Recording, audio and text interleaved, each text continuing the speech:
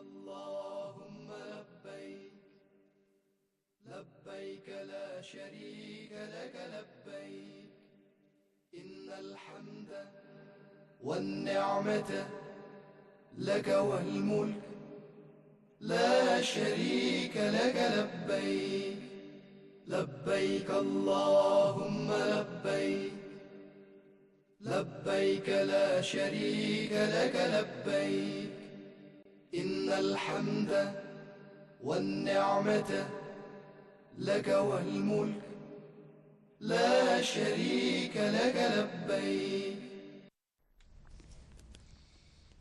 Chers téléspectateurs, que la paix soit sur vous et bienvenue à ce nouvel épisode de votre émission rituelle qui vous provient de la chaîne Iqra et parrainée par le ministère des Affaires religieuses et du Conseil du prêche et du guide islamique dans le Royaume d'Arabie Saoudite qui présente cet épisode dans le cadre de la campagne d'éducation et de sensibilisation pour le grand pèlerinage et qui entre dans le cadre d'un millier d'autres épisodes pour cette année 1431 de l'Hégire. Aujourd'hui, nous allons parler des jours de Tashriq ou de l'ensoleillement et notre invité est Cheikh Khaled Ben Abdallah Al-Maslah qui est professeur à l'université d'Al-Qassim.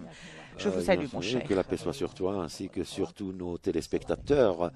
Que Dieu vous récompense. Aujourd'hui, nous allons parler des jours de Tashriq. Quels sont les jours de Tashriq ou de l'ensoleillement et pourquoi elles ont été appelées ainsi? Au nom de Dieu, le tout miséricordieux, le très miséricordieux, et que la paix soit sur notre prophète, la paix soit sur notre prophète Mohammed, messager de Dieu. Les jours du pèlerinage sont 6, pendant où les rituels, où nous connaissons comme nous connaissons les rituels. Nous avons parlé des 3 premiers jours. Maintenant, il nous reste la moitié de ces rituels qui sont les 3 jours. Nous avons parlé du jour de l'ébreuvement, du jour de Arafat et du jour de l'immolation. Et ces 3 jours sont les 3 jours qui sont le 8e, le 9e et le 10e. L'ébreuvement, c'est le 8e jour, le sacrifice, et puis également Arafat, le 9e, et le 10e jour, c'est le jour de l'immolation. Donc, les actes et les rituels, la plupart des actes du pèlerinage et des rituels du Hajj sont au cours de ces 3 premiers jours, comme par exemple le jour de Arafat, et le grand pèlerinage, c'est le pèlerinage le jour de l'immolation, également de couper, de raser, de raccourcir également les cheveux. Également, il y a la circumambulation. Ensuite, les pèlerins retournent vers Mina après la circumambulation d'adieu ou la circumambulation du déferlement. Donc, ils retournent vers Mina. Et puis, il a fait la prière à Mina, la prière de Dohr, et il est resté à Mina, exactement, où il y avait dans ce lieu le restant de la journée. Donc, et puis le reste du jour. La nuit du 11e jour, c'est une des premières des jours de l'ensoleillement. Le 11, 12 et le 13e jour. Ces jours ont été appelés ainsi pour tout ce pour ce que font les pèlerins quand ils commencent à exposer ces viandes au soleil. Et c'est pour une sorte de préservation de ces viandes qui se trouvent actuellement, comme les réfrigérateurs et tous les autres moyens pour préserver la viande. Donc, depuis longtemps, ils commençaient à mettre du sel et mettre la viande au soleil, ensuite l'utiliser après cela pour de longues durées. Après cette opération, pendant le jour de l'ensoleillement. On a appelé, c'est le 11e jour, le 12e jour et le 13e jour. Donc, c'est là où les pèlerins commencent à Mina et restent à Mina et ne partent pas ils ne partent pas vers d'autres endroits. Et le 11e jour où les pèlerins qui commencent à partir de Mina avant le coucher de soleil. Et puis le dernier jour, c'est le 13e jour, c'est le jour du déferlement. et c'est le dernier jour du pèlerinage où les rituels du Hajj s'achèvent concernant ces lieux. Ces lieux que commence le pèlerin à visiter à Arafat et à Mina. Donc, nous avons connu les 3 jours de l'ensoleillement et pourquoi on les a appelés ainsi. Donc, l'autre point, le deuxième point, c'est les actes pendant les jours de Tashriq. Les actes du pèlerin pendant donc, il y a 2 choses, nous devons évoquer 2 points essentiels, et ceci ne concerne pas seulement l'ensoleillement, mais également l'immolation. Donc, si vous avez achevé l'immolation, vous devez invoquer Dieu. Donc, il y a certains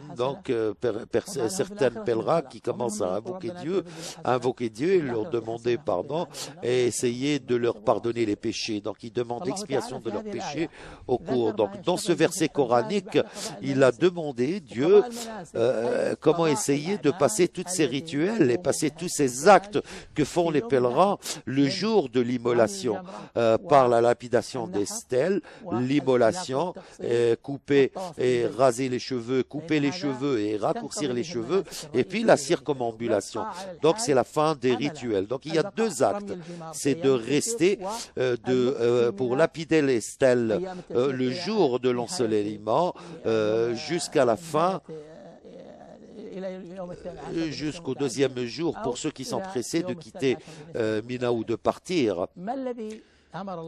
Qu'est-ce que Dieu a ordonné donc surtout Dieu a appelé les pèlerins au jour, donc essayer d'invoquer, de multiplier leur invocation.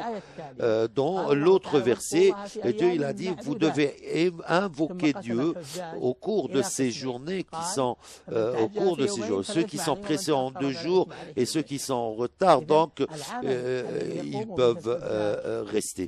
Le travail que font les pèlerins à Mina lors de leur transportation, lors de leur déplacement, c'est invoquer Dieu au cours de ces jours. Donc il y a beaucoup de versets qui parlent de cette, comme par exemple la lapidation de la stèle les 3 jours, pendant les 3 jours, le 11e, 12e et 13e jour.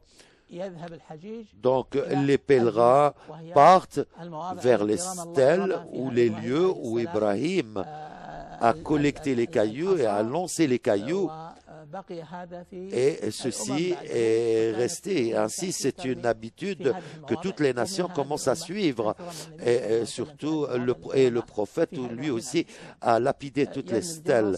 Il faut jeter la petite caillou, plutôt la petite stèle, la stèle du milieu, et puis la grande stèle. Donc, on les a appelés ainsi car c'est là où se regroupent, où on peut voir tous les cailloux. Donc, c'est un lieu de réunion. Donc, c'est là où ils se regroupent les gens pour jeter les cailloux. C'est là où ils se regroupent et également, c'est le regroupement également de tous les cailloux lancés par ces gens. Ici, en ce qui concerne, donc, qu'est-ce que ça, celui-ci, qu'est-ce que ça a en relation avec l'invocation? Ceux qui invoquent, ceux qui lancent les cailloux, qui lapident la stèle, ils doivent également invoquer Dieu et évoquer Dieu quand ils commencent à lancer chaque caillou. Et après cela, quand il achève la lapidation ou le lancement des cailloux, donc après la première stèle, il doit se stationner, s'arrêter pour invoquer. C'est ce que le prophète, que la paix soit sur lui, s'est arrêté, et puis il a levé ses mains et commencé à invoquer Dieu. Après cela, il a commencé à lancer à la lapidation de la 2e stèle. Il s'est arrêté dans un endroit loin des gens et il a longuement invoqué Dieu. Et selon Ibn Shayba, il a souligné qu'il s'est arrêté longuement entre les 2 stèles. Donc il commençait à lire le verset de la vache ou le chapitre de la vache Ensuite, il a jeté la stèle, il a lancé les cailloux, il a lapidé la stèle de Aqaba. Ensuite, il est parti. Donc, tout cela est une invocation de Dieu. C'est ce qu'ils ont dit pour essayer d'évoquer Dieu pendant le lancement de ces cailloux. Et le prophète a souligné, comme il a été donc selon Aïcha, que la circumambulation et également la procession entre Safa et Marwa et la lapidation de la stèle, la circumambulation et la procession entre Safa et Marwa et la lapidation, juste pour commencer l'invocation. Donc voilà ce qu'on insinue par ces trois actes, ces principaux actes, pour invoquer par la langue et du cœur, et d'invoquer donc par la langue, c'est dire Dieu est grand, gloire à Dieu, et invoquer Dieu aussi pendant la lapidation. Et le travail, c'est l'acte de lancer le caillou. C'est un mouvement.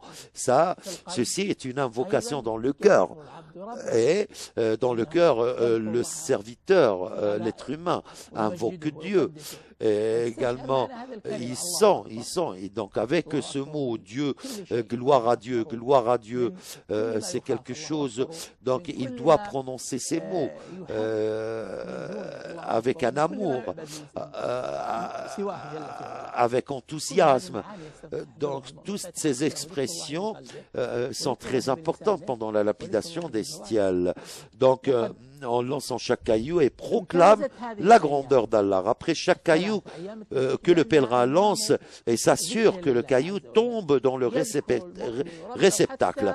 Donc il doit évoquer Dieu même pendant sa nourriture, même quand il boit, il mange. Donc le prophète a souligné également, il a dit, le prophète a souligné que les jours de l'ensoleillement sont des jours où on mange, on boit et on invoque Dieu. Mais ici, pendant ces 3 jours, c'est manger et boire comme une adoration vers Dieu. Adorer Dieu quand on mange, quand on boit, par l'immolation de la bête, par l'immolation de cette offrande. C'est une nutrition, qui permet à notre physique de se renforcer. C'est pour cela que le prophète, il a exécuté l'ordre de Dieu. Donc il a dit, il faudrait manger de ces offrandes et nourrir les autres. Il a ordonné également une portion de chaque offrande qui lui a permis de se rapprocher de plus de 100 chameau qui a été égorgé, il a coupé une portion et pour manger de ces portions, car ce sont des jours de nourriture et de boire et d'invocation de Dieu. Donc pour les pèlerins et pour les autres, ce sont des jours d'invocation. Donc ils peuvent proclamer Dieu, proclamer la grandeur de Dieu pendant ces trois jours, les jours de l'ensoleillement. Les adorations des pèlerins au cours des jours de ces jours, c'est de rester à Mina tout le temps. C'est la sunna recommandée. Et quand il était de retour à Mina après la circumambulation, donc il est du déferlement, donc il est resté à Mina, ce qui prouve que tout ce temps a essayé d'être très proche de Dieu en restant dans ces lieux très saints, ces lieux bénis, et de passer la nuit et des nuits, le 11e jour et le 12e jour, s'il était pressé, le 13e jour, s'il a le temps, c'est de camper à Mina. Donc, pour passer la nuit, c'est un devoir selon les éminents, et d'autres disent que c'est une sunna recommandée, mais la plupart des ulama et la plupart des éminents, ils ont dit que c'est un devoir. Nous avons un appel de Libye, que la paix soit sur vous. Oui, bienvenue. Que la paix soit sur vous. Allez-y, posez votre question, s'il vous plaît. Que la paix soit sur vous. Salam. La paix soit sur vous.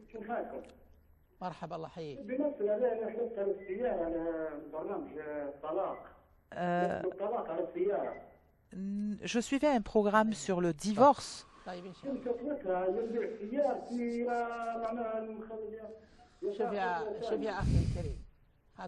Et il faut regarder, le divorce, c'est en dehors de cette partie. Donc, on a besoin de savoir les détails. Vous pouvez prendre le numéro de téléphone de nos collègues. Oui, et nos collègues en régie vous pouvez lui peuvent donner votre numéro afin qu'il puisse... notre numéro de téléphone pour qu'il puisse contacter. Donc, nous sommes en train de parler du campement. Donc, parmi les actes du pèlerin pendant Mina, c'est de camper. Les éminents, certains éminents, la plupart des éminents disent que c'est un devoir et d'autres disent aussi que c'est une sunna recommandée, mais la majorité pense que c'est un devoir. Donc, dans cette évidence, dans le hadith, c'est quelque chose qui est autorisé. Donc, ceux qui campent à Mina lors des jours de l'ensoleillement, c'est quelque chose qui est très important. Sauf ceux qui ont des excuses ou qui ont vraiment des empêchements, comme les médecins, comme les gens de sécurité, ou ceux qui sont au service des pèlerins, qui accompagnent les pèlerins, qui accompagnent les malades, les faibles, ceux qui ne trouvent pas un lieu ou ceux qui travaillent dans la mécanique ou la préparation des voitures des pèlerins, surtout ceux qui ont besoin de les garer, de les parquer à l'extérieur de Mina. Donc, en raison parce qu'ils sont occupés par le service de pèlerins, donc ils ont une autorisation, ils ont des excuses qui leur permettent de sortir de Mina. Ils ont le droit de ne pas passer la nuit et de camper à Mina. Mais ceux qui trouvent un lieu ou qui peuvent camper à Mina, donc ils doivent. Donc, il faut passer plusieurs nuits à Mina, ou plus d'une nuit à Mina. Et selon la sunna recommandée, doit être à Mina. L'abandon du séjour nocturne à Mina comporte deux cas. Le premier est excusable. Cheikh Ibn Baz a été interrogé à propos du cas de celui qui ne peut pas passer la nuit. Adel dira que la paix soit sur vous. Bienvenue. Posez votre question, s'il vous plaît. J'ai deux questions, s'il vous plaît, si vous me le permettez. Bien sûr. Le verset sur le Safa et Marwa, combien de fois doit-on faire la procession entre Safa, les deux monticules de Safa et Marwa? Est-ce que nous devons donner la priorité au sa'i, à la procession par rapport à la circumambulation? Merci pour votre question. Nous allons répondre aux questions à la fin. Sûr, donc, si Dieu le veut. le mérite de l'évocation pendant les jours de Tashrir, que ce soit pour le pèlerin ou pour ceux qui ne sont pas Donc, en ce qui concerne pas le pèlerinage. l'invocation, c'est le travail du pèlerin depuis qu'il commence les rituels. C'est un slogan pour le pèlerin. Et le pèlerin doit aussi prononcer « Me voici, mon Dieu, me voici, tu n'as point d'associé ». Donc, ensuite, là, invoquer le Dieu. Après cela, ce qu'on veut de là, parce que quand on vient à Mecca, à la demeure sainte, c'est d'invoquer Dieu pour toujours prononcer le nom de Dieu, les noms et les attributs de Dieu entre les mois. Donc, ils doivent invoquer. Donc, il y a d'autres versets qui disent, vous devez invoquer Dieu au cours de ces jours. Donc, l'invocation, c'est le slogan du pèlerin. Tous ces actes doivent être toujours où l'invocation doit être présente pendant ces actes.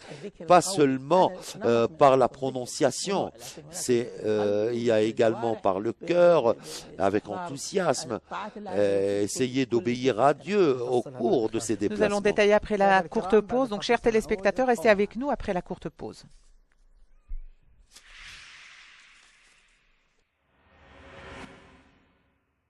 لبيك اللهم لبيك اللهم لبيك. Chers téléspectateurs, que la paix soit sur vous et bienvenue à la deuxième partie de cet épisode de l'émission Manasek ou rituel. Nous parlons des jours de Tashrir ou de l'ensoleillement. Nous rappelons nos chers téléspectateurs qu'ils peuvent suivre cet épisode sur la chaîne principale pour l'anglais et pour le français sur la chaîne Iqra internationale. Nous parlions des jours de Tashrir, mais nous avons un appel de Taleb d'Arabie Saoudite. Que la paix soit sur vous. Que la paix soit sur vous. Veuillez poser votre question. Donc, j'ai une question pour notre cher en ce qui concerne la lapidation des stèles. J'ai effectué le grand pèlerinage il y a 2 ans et pendant le 12e jour de Dhul Hijjah, il y avait une bousculade et j'ai des doutes que certains cailloux n'ont pas atteint les stèles. Est-ce que c'est un doute? Vous êtes sûr? Est-ce que c'est un doute très fort? Oui, c'est juste un Seulement doute. un doute. Quand cela s'est arrivé? C'est arrivé après le lancement des cailloux, après la lapidation Après des ton stèles. départ, tu as commencé à avoir Oui, ce doute. exactement. Merci, Taleb. Abou Mustafa, que la paix soit sur vous. Allez-y. Ma question, c'est que je suis en Irak et j'ai payé un montant d'argent pour effectuer le pèlerinage, mais je n'ai pas réussi à effectuer le pèlerinage. Attends, une seconde. La première question d'Ara. Car la question n'était pas très je n'arrive claire. pas à t'entendre bien comme il faut. Donc ma première question, est-ce que ce pèlerinage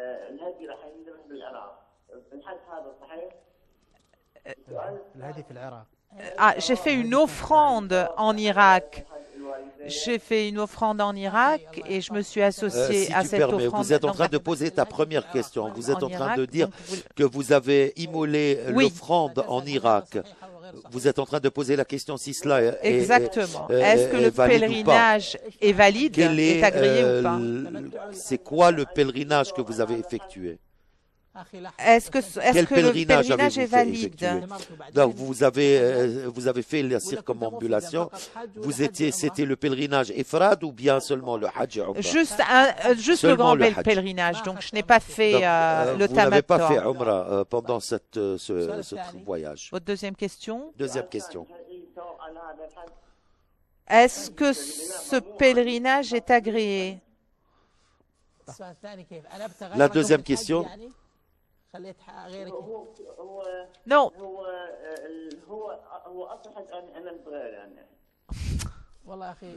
Votre question est vraiment inaudible et incompréhensible. Est-ce que vous pouvez clarifier votre deuxième La question, deuxième s'il vous question. plaît? La deuxième question.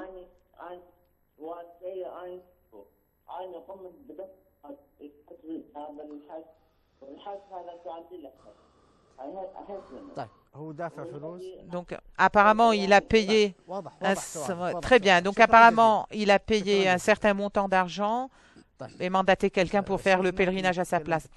Est-ce que vous pouvez nous parler de l'évocation, s'il vous plaît? Nous avons parlé que ce sont les choses les plus importantes au cours de ces jours, c'est d'invoquer Dieu. Et donc les meilleurs actes que les pèlerins commencent à se rapprocher de Dieu, ce sont le 10e jour, au cours des 10 jours du pèlerinage.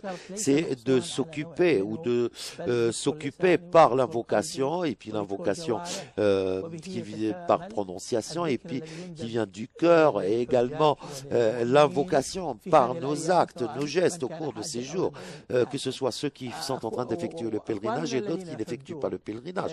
Nos frères qui sont en train d'effectuer le pèlerinage le jour de l'enseignement sont occupés par l'invocation et sont absents de ceux qui sont en train de camper à Mina. Donc voilà ce qu'on veut dire. À Mina, nous devons rester à Mina pour obéir à Dieu et suivre la sunna recommandée, la sunna de notre prophète, messager de Dieu, et également d'effectuer tous les actes et les rites de notre prophète Ibrahim lorsqu'il a lapidé les stèles.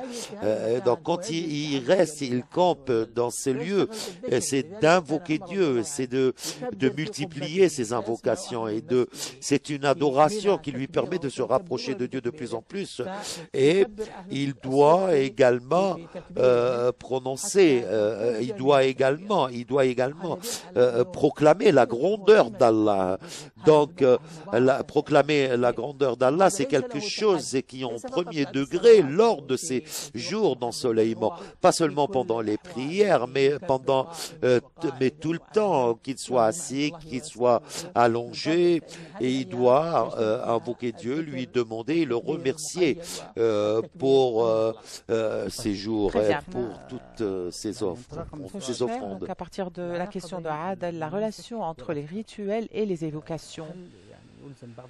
Est-ce que certaines évocations sont Bon, importantes les et rituels essentielles? sont tous pour l'invocation, comme j'ai souligné il y a quelques instants, que la circumambulation et la procession et la lapidation des stèles, c'est pour invoquer. Tous ces rituels sont pour l'invocation de Dieu. Et puis également prononcer « Me voici mon Dieu, me voici » sont tous des invocations et des évocations. Et le dernier acte, c'est celui de la lapidation des stèles. Au 12e jour et au 3e jour, donc, vous devez lancer les cailloux et proclamer la grandeur de Dieu. Et vous évoquez Dieu pendant le lancement de la dernière stèle, le lancement des cailloux Donc, sur la dernière l'évocation, stèle. n'importe Donc, laquelle? est-ce qu'il y a des invocations qui sont spécifiées lorsque il commence à lancer les cailloux? Mais à part cela, il peut invoquer Dieu vous avez par exemple pendant le lancement de la première des cailloux sur la stèle, la première stèle ou la deuxième stèle, ou bien pendant la circumambulation ou la procession, la première course et la deuxième course. Donc certains qui ramènent avec eux des petits livres, des guides pour invoquer, mais c'est une invocation générale. Ils peuvent par exemple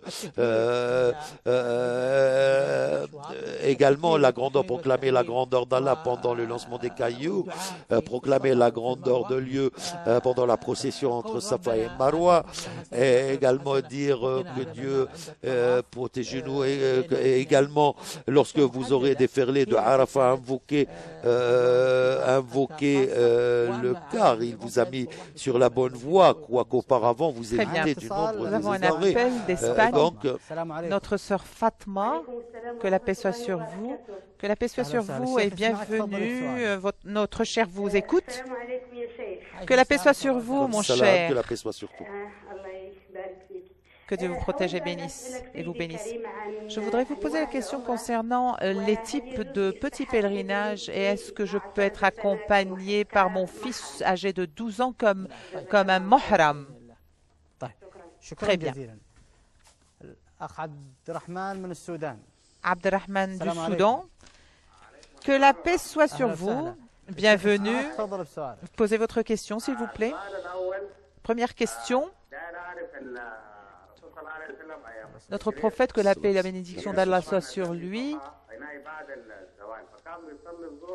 priait la prière de Doha et ensuite à jeter ou à lapider les stèles. La deuxième question, c'est qu'à Muzdalifa, après la prière de Fajr du petit matin,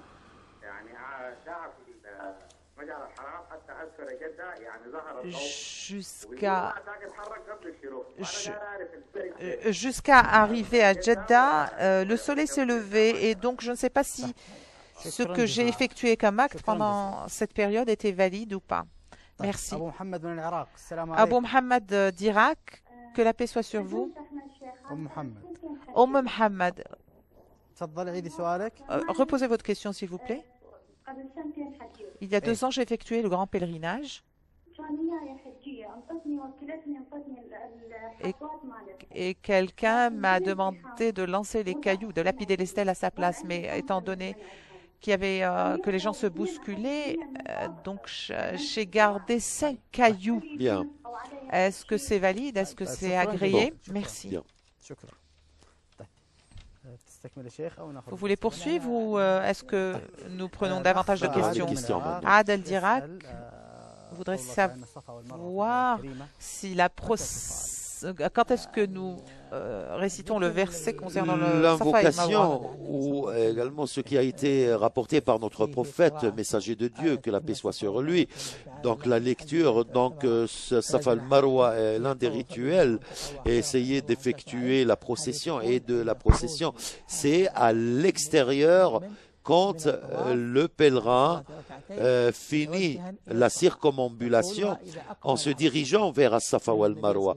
Quand il vient vers Safa, quand le prophète, que la paix soit sur lui, a fini la circumambulation de déferlement, il est parti vers Safa ou al-Marwa. Ensuite, il est sorti de la porte de Safa et il est arrivé. Ensuite, il a lu que Safa ou al-Marwa sont vraiment parmi les lieux sacrés d'Allah. Donc, quiconque fait pèlerinage à la maison d'Allah ne commet pas de péché en faisant le va-et-vient entre ces deux monts. Donc il a commencé par Safa car Dieu a parlé de Safa. Ensuite, le prophète a levé ses mains et il a dit que Dieu est grand, Dieu est grand, Dieu est grand, qu'il n'a point d'associé et Dieu est unique, n'a point d'associé. Donc après cela, il a commencé ses invocations. Ensuite, il a répété et il a proclamé encore une fois la grandeur d'Allah et il a invoqué pour 3 fois. Ensuite, il a quitté. Mais les compagnons, pendant le pèlerinage du prophète, qu'il a recommencé de lire à Safa al-Marwa sont vraiment parmi les lieux sacrés d'Allah. Donc c'était seulement sa lecture pendant son arrivée sur le lieu. Donc la sunna recommandée quand on lit à Safa ou al-Marwa, il faut être au début de ce rituel, au début de la procession, mais après cela, ce n'est pas une sunna recommandée, ce qui a été rapporté par le pèlerinage de notre prophète. Ayman d'Arabie Saoudite, que la paix soit sur vous, Ayman. Est-ce que vous nous écoutez? Vous nous entendez, Ayman? Oui, allez-y, posez votre question. Merci, mon cher. Ma question est... En se dirigeant vers Muzdalifa, il y avait un grand nombre de bus et des bousculades. Et donc, nous avons prié en arrivant le Maghreb et le Aïcha et nous sommes restés une demi-heure et par la suite nous nous sommes dirigés à Mina avant le petit matin. Quelle est l'opinion juridique pour cela? Quelle est l'opinion juridique pour cela? Merci pour vos efforts. Donc les questions. La question de Adel d'Irak. Est-ce que nous devons d'abord faire la procession avant la circumambulation? D'abord, dans la Umrah, il doit commencer également par le pèlerinage, par la circumambulation, ensuite la procession. La procession ne doit pas être après la circumambulation, donc pendant l'Umrah et pendant le pèlerinage. Si le pèlerin a commencé par la procession, donc il a comme ça, ce n'est pas juste, il ne faut pas le faire, ce n'est pas valide, car il doit refaire la circumambulation. Donc, ce n'est pas le rituel qu'il faut faire en juste. Et certains éminents ont souligné que si celui-ci était en raison de l'ignorance ou d'oubli, donc le pèlerinage ou la Umrah est valide. Donc le prophète, il a été rapporté que le prophète a dit que j'ai effectué la procession avec la circumambulation et par oubli. Donc il lui a dit que ceci est valide. Cela dépend des excuses et des raisons. Donc la circumambulation doit commencer d'abord, ensuite la procession. Le jour de l'immolation, en ce qui concerne la circumambulation, mais de préférence, c'est de commencer la circumambulation par d'abord, ensuite la procession. Et là, le prophète a répondu comment essayer de faire la procession avant la circumambulation, pendant l'immolation de la bête, tel qu'il a été rapporté par Hadith ibn Abbas ibn Amr, que ceci est faisable. Très bien. Notre chef Taleb d'Arabie Saoudite a des doutes qu'après la lapidation des stèles, que certains cailloux n'ont pas atteint les stèles. Donc ici, il y a les doutes quant à l'influence de ces doutes. Il y a 2 cas. Donc l'influence de ces doutes dans la prière en général, et pendant le pèlerinage, pendant le lancement des cailloux, pendant la procession, pendant également la circumambulation. Donc le doute, s'il est pendant l'adoration ou après, c'est pour ça que je lui ai posé la question. Moi, je suis venu, j'ai commencé à lancer le caillou où j'ai eu ce doute et après où j'ai fait la prière et après que j'ai fini, j'ai commencé à avoir ce doute. Est-ce que j'ai prié 3 rak'at? Donc le doute après l'adoration, que ce soit la procession, la circumambulation, la prière, n'importe quelle adoration, si ce doute est après la fin de cette adoration, ceci n'influe pas sur l'adoration. Donc il ne doit pas penser à cela, car après l'adoration, ceci ne va va pas influencer sur la validité de l'adoration ou du rituel du pèlerinage. Donc ici, il y a deux cas, car peut-être cette personne, elle a beaucoup de doutes, donc il faut oublier complètement cela. Donc il doit continuer son adoration et ses prières ou son pèlerinage.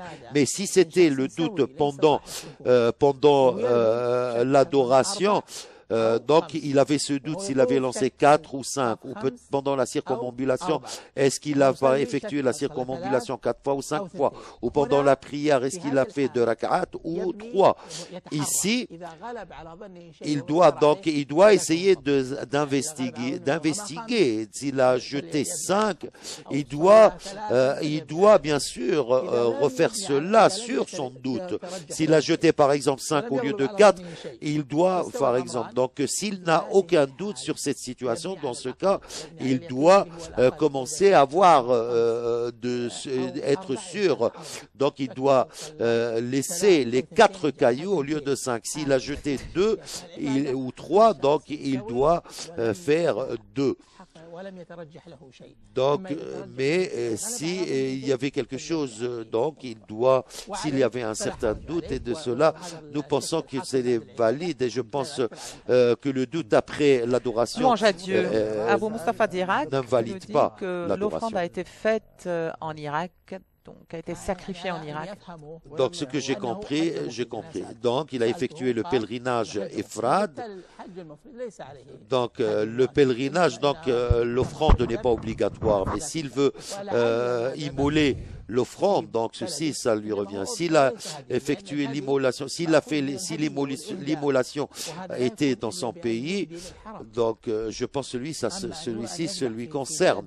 Mais s'il immole la bête dans son pays, donc l'offrande, c'est ce qui a été immolé au sein des lieux, dans les lieux saints. Mais pour les sacrifices, ce qui a été immolé à l'extérieur, ceci est considéré comme un sacrifice. L'offrande, c'est dans les lieux saints et le sacrifice, c'est à l'extérieur des Chers lieux saints. téléspectateurs, après la pause, le cher va répondre à vos questions sur son compte. Restez avec nous.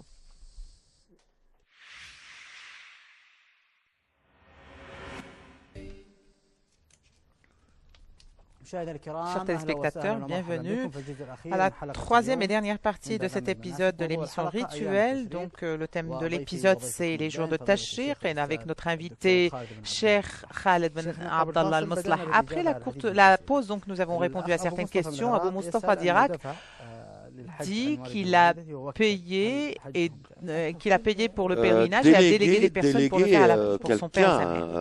Donc, c'est quelque chose d'illicite, de licite.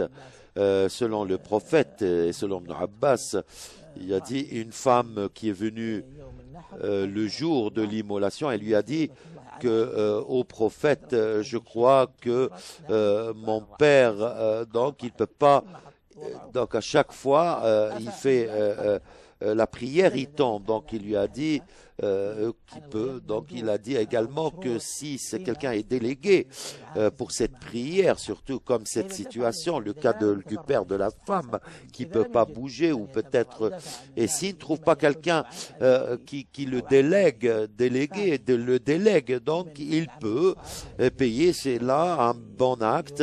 Un acte qui est très bien et qui est récompensé également pour celui qui est vivant et pour ceux qui sont décédés.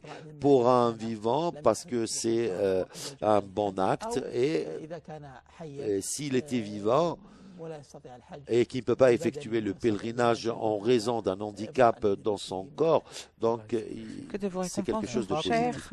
Fatma d'Espagne veut savoir il y a une seule pèlerinage. umrah, mais si elle voulait insinuer que le pèlerinage, l'umrah avec le hajj, il y a 3, donc qu'il soit un pèlerinage sans umrah ou un hajj avec l'umrah, et également se désacraliser. Ensuite, il va commencer être en état de sacralisation depuis le hajj. Ici, c'est tamattu, mais si c'était la umrah depuis sa sortie et depuis son entrée, également se mettre en état de sacralisation depuis la Umrah. Ensuite, depuis le pèlerinage, il doit se mettre en état de désacralisation après la lapidation de stèle.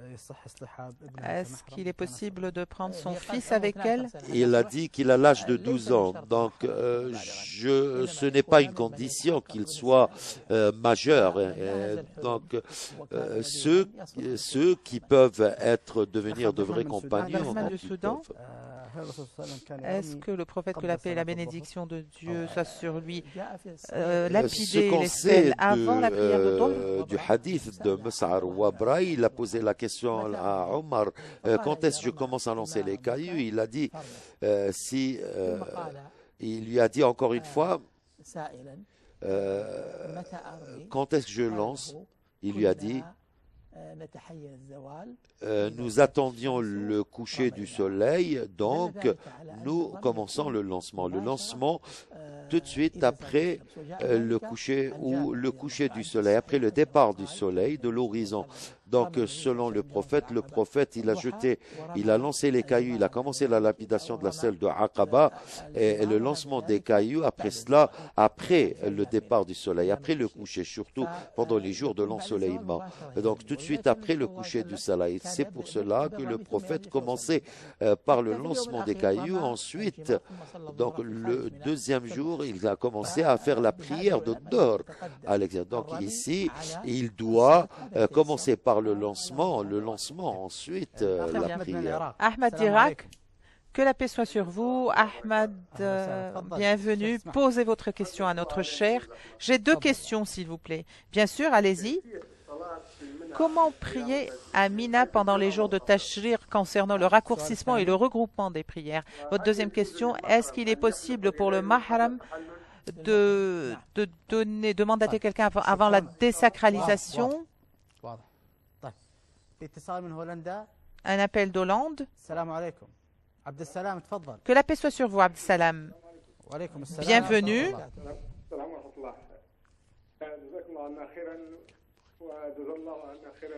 Que Dieu vous récompense, mon cher. Allez-y, posez votre question. Ma question est que une personne voulait effectuer le grand pèlerinage pour l'un de ses parents. Est-ce qu'il doit formuler l'intention pour l'un de ses parents ou il doit demander à la personne mandatée de le faire? Deuxième question.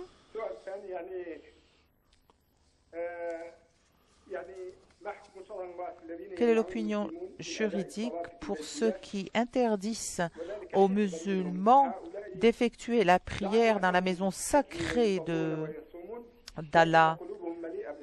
Ceux-là sont les rancuniers, sont ceux qui prêchent la haine et qui sont les ennemis de la nation musulmane et de l'islam. Ces musulmans, comment vont-ils être récompensés pour leur patience? Merci Khaled. Amatullah d'Irak, que la paix soit sur vous. Bienvenue, allez-y ma sœur. Que la paix soit sur vous. J'ai effectué le grand pèlerinage il y a 15 ans et j'ai fait la circumambulation du déferlement et de l'adieu en même temps, mais je n'ai pas évoqué Dieu. Je n'ai pas fait d'invocation. Vous n'avez pas effectué la procession avant? Que dois-je faire? C'était avec le pèlerinage. Vous avez fait la Umrah, vous avez fait la circumambulation, ensuite la procession, ensuite vous êtes en état de sacralisation dans le pèlerinage. Oui, je n'ai pas fait la procession. J'ai fait la circumambulation d'adieu et de déferlement. Pourquoi vous n'avez pas effectué la procession?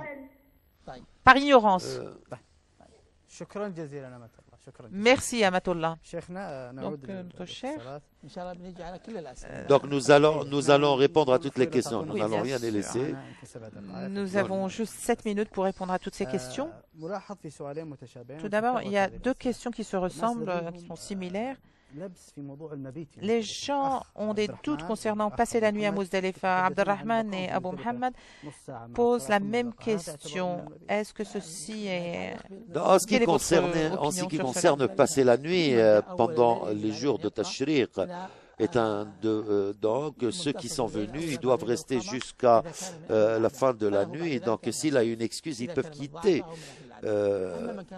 Ceux qui n'ont aucune excuse ils doivent rester jusqu'à la prière de l'aube. Ensuite, ils commencent à invoquer Dieu. Ensuite, il peut quitter. Mais si ses amis sont venus et ils sont arrivés à la fin de la nuit, nous avons fait la prière du Maghreb et ensuite, donc s'il a des excuses, je pense qu'ils ont fait ce qui a été demandé d'eux. Donc leur pèlerinage est valide. Ayman d'Arabie Saoudite ou d'Irak, comment prier à Mina? En ce qui concerne la prière à Mina, nous effectuons la prière à temps et il peut regrouper, les gens de Mina peuvent regrouper les pèlerins, car le prophète a regroupé les prières, mais il a fait effectuer les prières à temps. Mais il ne regroupait pas, mais il regroupait pendant le Hajj, mais après cela, il faisait la prière à temps. Et c'est l'un des invocations qu'on doit effectuer pendant le pèlerinage. Est-ce qu'il est permis pour le muhram de se raser avant la désacralisation? Donc il pose la question, si celui qui est en état de sacralisation, est-ce qu'il peut raser, couper les cheveux d'un autre ou raccourcir les cheveux ou couper les cheveux de l'autre? Oui, bien sûr. Donc, et ce qui est interdit, c'est de couper ses cheveux lui-même, mais pour d'autres, oui. Donc, Dieu a dit, il ne faut pas couper vos cheveux, il n'a pas les cheveux des autres. Donc, celui qui est en état de sacralisation, et c'est interdit qu'il coupe ses cheveux, mais pas de couper les cheveux des autres ou de raccourcir les cheveux des autres. Salam d'Hollande. Donc, l'intention, la formulation pour effectuer le pèlerinage pour sa mère. Est-ce que c'est lui qui doit formuler l'intention? Oui, il dit qu'il veut faire le pèlerinage pour sa mère et son père. Donc, il va déléguer une personne à Makkah quand il arrive pour faire le pèlerinage pour sa mère et sa mère. Donc, s'il est venu au Miqat, il doit faire le pèlerinage pour l'un d'eux ou pour être en état de sacralisation pour l'un de ses parents. Donc, quand il arrive, il doit essayer de trouver quelqu'un pour faire le pèlerinage pour son père. Et s'il trouve cette personne, donc il peut commencer les rituels normalement. Mais il ne répond pas pour eux, mais il doit avoir l'intention pour son père ou sa mère. Également, merci. Il voudrait savoir